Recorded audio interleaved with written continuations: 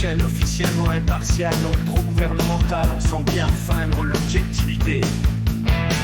On perçoit bien un parti pris déguisé en fausse impartialité, cette même volonté latente et sous-jacente de prendre parti dans le pouvoir.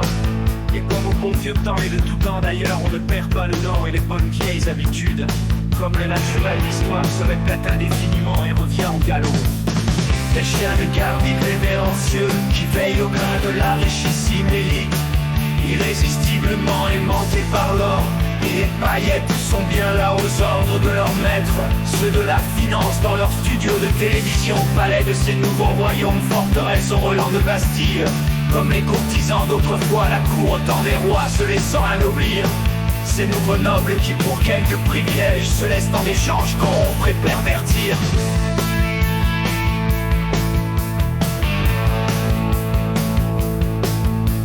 Mettant ainsi le monde en péril et au placard l'âme du journalisme, celle de ceux qui d'ordinaire ont pour mission et vocation d'être les gardiens bienveillants des peuples et des démocraties.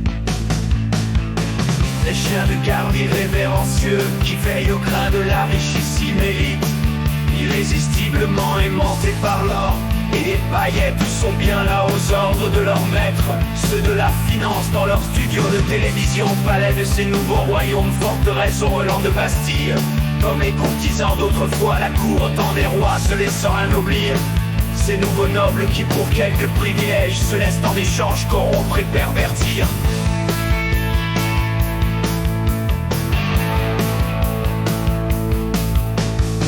Ainsi le monde en péril et au placard l'âme du journalisme, celle de ceux qui d'ordinaire ont pour mission et vocation d'être les gardiens bienveillants des peuples et des démocraties.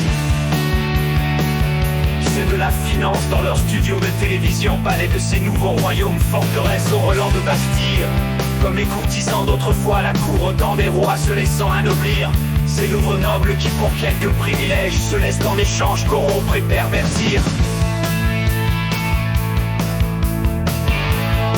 Ainsi le monde en péril et au placard l'âme du journalisme, celle de ceux qui d'ordinaire ont pour mission et vocation d'être les gardiens bienveillants des peuples et des démocraties.